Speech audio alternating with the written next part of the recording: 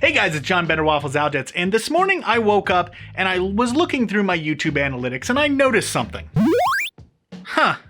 Maybe I should do a sequel to that video, which is what we're doing here today. This is 5 more tips for making better maps and levels. Before we get into this, if you enjoy this sort of content, be sure to hit that subscribe button and ring the bell so you can be notified when I upload new videos. Let's start things off with number 1. Although if you watched the previous video, I guess this would be number 6. This one's a really easy one to do. Basically, when you're making a map, just listen to music that matches your idea for the map tonally. What do I mean by that? Well, basically, maps have tones. They have specific feels to them. For instance, towns in RPGs will often feel certain ways depending on the events that are occurring in them. So like, think about Lavender Town in Pokemon that has that really creepy overtone on top of it because there's a freaking Pokemon graveyard there. It feels dark. Contrast that with something like Pallet Town, where you actually begin the game and has a very like adventure is starting feel to it. For instance, when I was working on this map for the Forest Town speed development, which you can check out in the card above, I was actually listening to the Lord of the Rings soundtrack, specifically the theme for Hobbiton. It has sort of a tranquil quality to it while also being bright and bubbly and just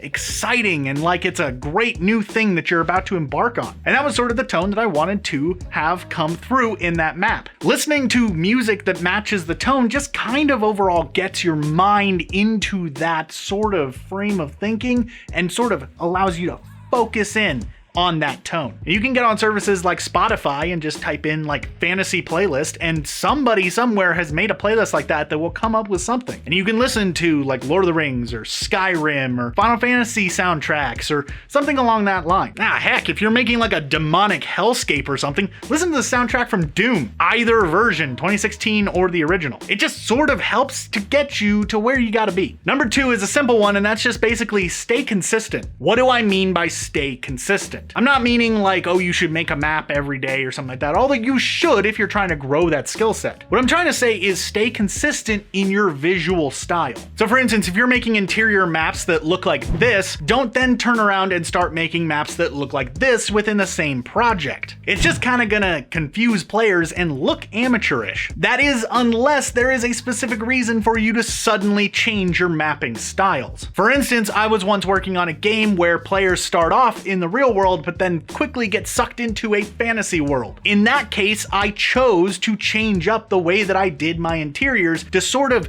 subtly make the players realize that this is a completely different world. Outside of exceptions like that though, just try to keep things all one style. Now, this doesn't just apply to interiors, it applies to everything. For instance, if you're doing your trees in your forests like this, don't suddenly change to doing them like this halfway through the project. It just kind of looks sloppy and is something that you should really avoid. Tip number 3, populate your world with living, breathing characters. That sounds really complicated, but effectively what I'm trying to tell you to do is just use NPCs. Depending on the type of game that you're making, this rule may apply more to you than not, but it's still something that you should think about. Basically what I'm saying is if you have like a city, there should be people walking around the city and not just all sort of walking in straight paths, taking a 90-degree turn and just kind of sticking to set paths. Vary it up. Put some randomness into their movement. Have some people just standing still, but just give it some life. And this doesn't just apply to people. You could also have animals in your maps. For instance, if you've got a forest, have some birds flying over, have some deer running through, something like that. If you're making a platformer, put some animals in the background. Maybe there's like a lion drinking at some water in a savanna or something. The easiest thing to do is just put some little like birds flying behind your player. It just makes the world feel lived in. Now, many of you will probably argue this isn't necessarily something that has to do with map making and it's more of an eventing or scripting thing, but it's still something that you should be keeping in mind while you're making your maps. Tip number 4. For many of you who are watching this video, you're probably using programs like RPG Maker, Smile Game Builder, or something like that. Game engines that have built-in default assets that you can use. Now, in a perfect world, you wouldn't use those at all. They would immediately get thrown out and you would just bring in your own stuff that you created. However, some of us are not the most artistic when it comes to tiles, so that's not really an option. Now, yeah, you could go out and download tile sets and graphics that people have made available for you to use, and it's something that I highly suggest you do. But I would almost argue that it's better to take the default tiles and change them and make them your own versions of those tiles than to go get somebody else's. And it can be really, really simple edits. For instance, take something like this roof tile from RPG Maker MV and watch as I just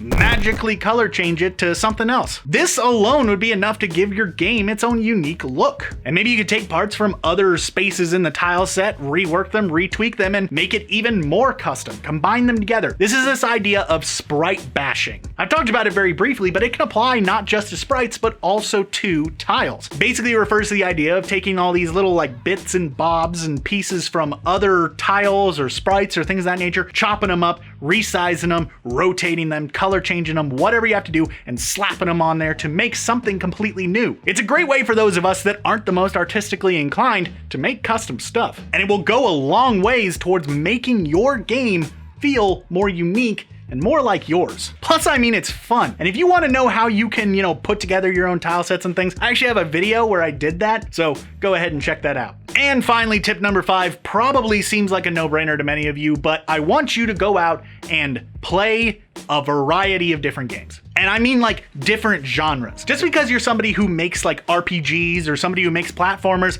doesn't mean that those are the only games that you should look at for inspiration or ideas. So if you're somebody who makes platformers, don't just play platformers, play RPGs. If you make RPGs, go out and play platformers or shooters or whatever. Just play a wide variety of games and look and really study how they create their maps and levels. Because you never know, you might see something in a platformer, something that was done in a specific level for that type of game that you might be able to take, tweak, and apply to your own maps. Just like the best writers are also readers, the best game designers should also be gamers. So go out and study other games. You'll be surprised what you can learn. That was a really simple and really quick little video. Hopefully it'll help you out. If it does, feel free to let me know down there in the comments. Also, if you enjoyed this video, why not click one of the buttons here on screen to go check out something else that I made. There's certain to be something over there that'll strike your fancy. Thanks for watching, guys and gals,